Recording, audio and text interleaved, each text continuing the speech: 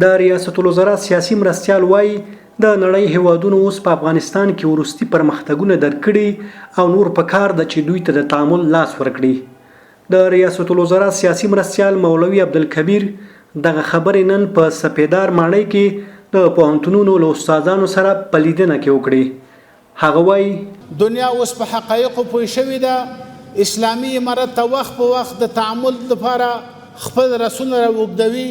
تاسو ته معلومات شته دی چې تقریبا په 14 ملکونو کې د موږ تاسې سفارتونه خلاص دي، یا د دې ځای نه کسان ورلېږل شوي یا هلته کسان د اسلامي امارت سره خپل پیوستون اعلان کړی، او ځینې هغه ملکونه چې پخوا په دې حقایقو نه پوهېدل اوس یې په دې سر خلاص دی چې داسې افغانستان چې په هغې کې د سراسري امن موجود وي، د مخدره موادو تولید د پکې ختم وي، د مخدره موادو قاچاق د پکې بند وي، او د معتادینو د علاج پکې کېدلی شي، او د افغانستان خاوره د ګاونډیو د سیمې د دنیا په خلاف استعمال نشي.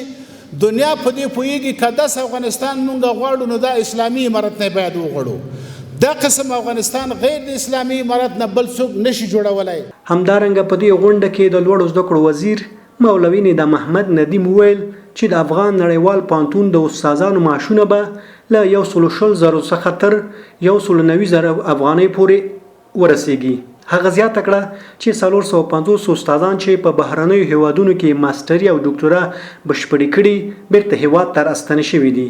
اقتصادي ستونزو ته موږ په داسې کچه باندې متوجه یو. موږ تاسې یو پوهنتون لرو، کوشش مو دا دی چې داسې یو پوهنتون شي چې د دنیا په کچه باندې یو نړیوال پوهنتون یې، نړیوال اسلامي پوهنتون چې پخوا امریکایي پوهنتون و. د دغه استادانو د تنخواو سلسله د 1,20,000 څخه نیولې بیا تر 1,90,000 پورې د استاد تنخوا رسېږي. زموږ په ټول امارت کې د یوه وزیر تنخوا 1,90,000 نه ده. تر خپلو وزیرانو تر تنخواو مو د استادانو تنخواو ته ترجیح ورکړې ده. د دې معنا دغه ده چې موږ دغه علمي سلسلې ته د تحصیل ته ژمن یو، د دې ترقۍ ته ژمن یو، دا د ملت اړتیا بولو، د نظام اړتیا یې بولو. نو تاسې اساتذه باید په دې شي باندې مطمئن سي. دغه راز په دې غونډه کې د هیواد د بېلابېلو پوهنتونونو استادانو هم ګډون کړی او خپل ستونزې له مسئولینو سره شریکې کړې. که در قسمت شهرک‌های استادان که در پوهنتون‌های مختلف در پوهنتون‌های افغانستان سرازی بحران زیادی وجود دارد. طبعا از طرف زورمندان در حکومت‌های قبلی فشارهای زیاد وجود داشت و مافیای زمین مشکلات‌های زیاد را ایجاد کرده بود. به خاطر رهایی از او به یک برنامه مؤثری را انشالله امیدوار هستیم. طبعا بعضی کارها در راه افتاده و از او مطمئن هستیم انشالله که به زودترین فرصت انشالله مقامات بزرگی در اینجا حضور دارند توجهشان به او جلب میکنیم.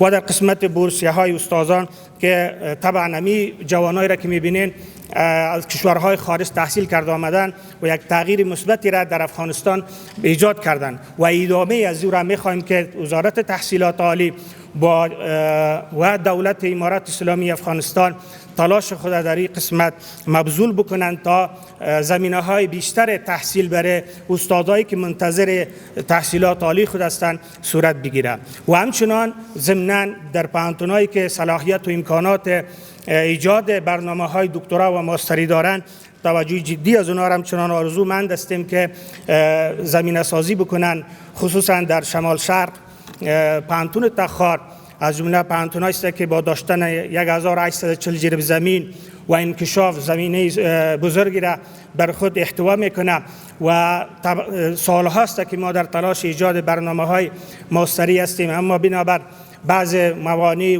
که وجود داره هنوز ما او را گرفته نتوانستیم، در حالی که تمام شرایطی از او را ما داریم.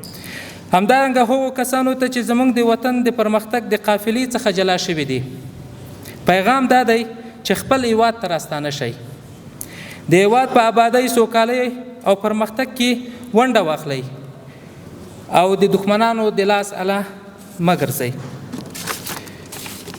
ځکه دا وطن د جوړېدو قافله یو سیند دی، بهیږي به. زموږ او ستاسې شتون سره به دا هیواد نور هم پرمختګ وکړي، دلته به انشاءالله سوکالي رامنځته کیږي.